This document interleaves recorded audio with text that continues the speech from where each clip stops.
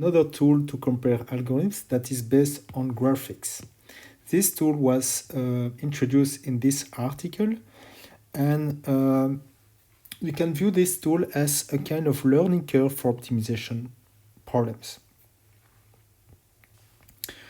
So I will represent the algorithms by racing cars. So you have different types of racing cars that you want to compare, and the benchmarks are the circuits on which you will drive the cars, and you will evaluate the performances of the 3 different algorithms on these 4 different types of circuits.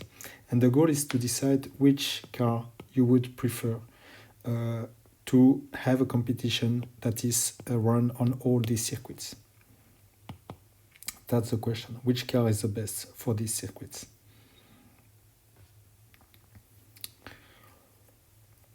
So in this problem, we want to estimate the probability that the solver is the best on any unseen instance, and we want to derive general conclusion here. Okay, and we also want to quantify how much faster or slower the solver is compared to the other ones. So what you would lose if you would use one car instead of another car. So one proposal is, for instance, to just take the average of the metrics. So we may take, for instance, the average time to execute on all the different types of benchmarks. Is it a very good approach to do that?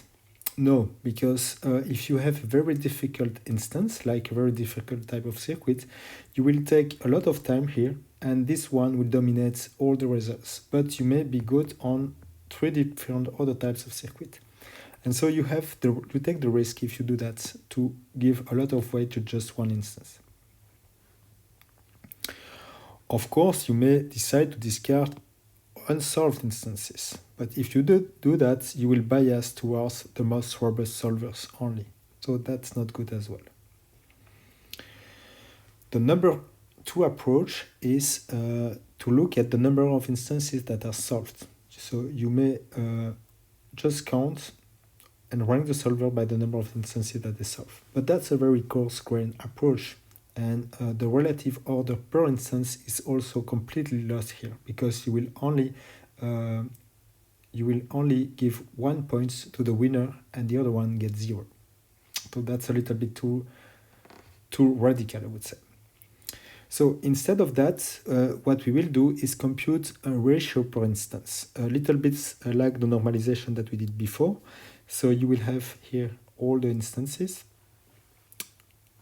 For each line, you have 1 instance. You have the raw performance of the algorithm on each instance, and you will normalize according to the minimum and the best performance on each line. So on this circuit, the best instance is 15 here. The best instance here is this one. And so we will normalize according to that one. So that one will be the 1. This one is 100 divided by 10, so you've got a 10. 15 divided by 10, 1.5. You do that for all the lines, okay? And so you will have exactly 1 on each line, but it's not always the same, right? Because the normalization is done according to the minimum. So here it's this one, okay? So you do this, you compute this ratio. Once you have that, you can sort them.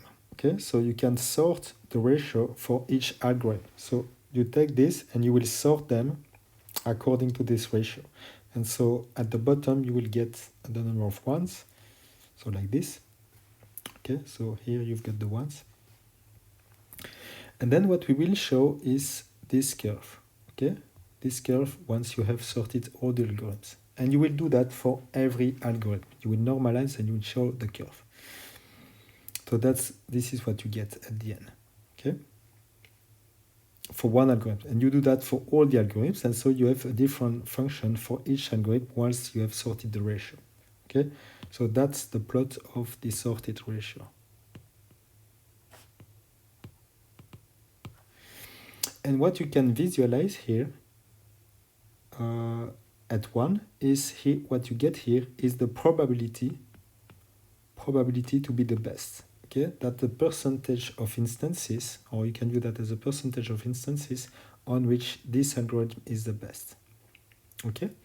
But then, if you look at the ratio, you may say, okay, if I give a slack and I allow it to be 2 times slower than the best algorithm, what is the percentage that you would get? And so you can tell a completely different story by looking a little bit further here. For instance, you see that if you give a little bit more time to the green algorithm, to this car, it will catch up. It will eventually catch up, and this one becomes eventually the best. But you cannot immediately see that at the beginning, right? It's only a little bit further here. If you would give a little bit more time, you see that this algorithm is quite robust at the end on a large set of instances. This is what you can see there.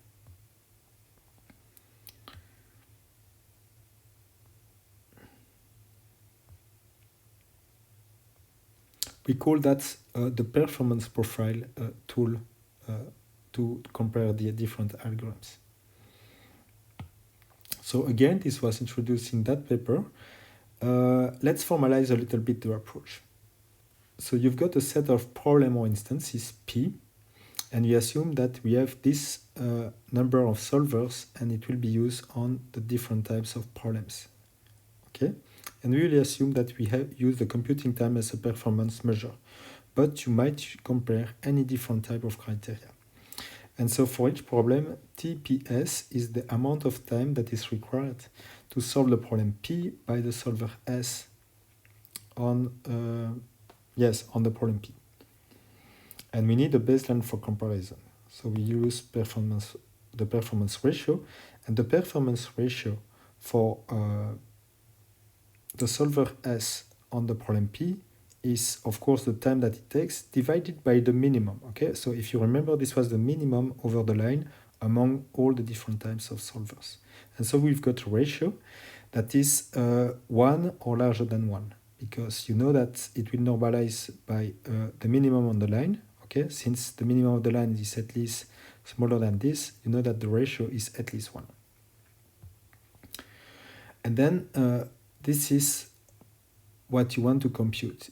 You want to compute here the cumulative amount of problems on which the ratio is less than this ratio 2. Okay, and so that's the probability for solver S to have a performance ratio within a factor 2 of the best possible ratio. And that's completely equivalent to what we have done before by sorting the ratio for each algorithm. So that's a cumulative distribution of a performance metric. And then you can plot it for the different algorithms, and then you can compare them visually. For instance, this is one example that you will find in the paper that introduces the performance profiles.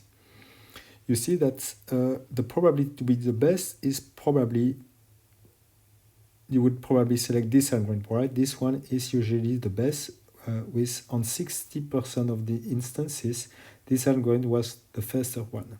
But if you are ready to wait a little bit more time, then this algorithm will catch up and eventually will be able to solve a little bit more instances if you allow it, for instance, to take at least 10 times more time than the best algorithm. Then this one, if it has a larger limit on the computation time, is able to solve more instances. And so this one might be more robust. Okay, this one is robust, and this one has a higher probability to be faster. Okay.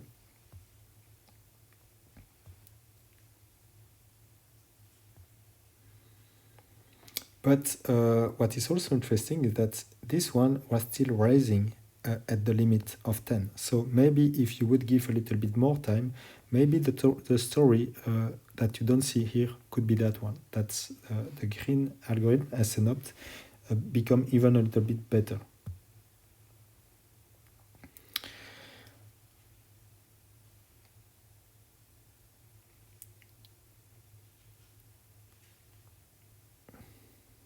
It's a good idea if you have timeouts to also report the timeouts. So we have a special value here, okay? This is a log scale, and we have a special value here to report the number of timeouts that we had overall on the different instances.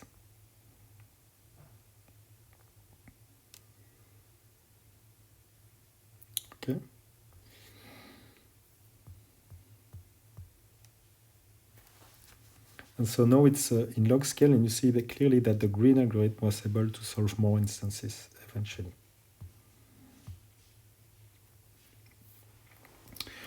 This is an exam question that I asked a few years ago.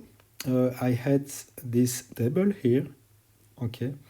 I had some timeout values, and I asked to define the performance ratio, to fill in the performance ratio column and depict on the same plot the performance profiles for each algorithm, and also briefly analyze and comment the behavior of each algorithm according to the performance profiles.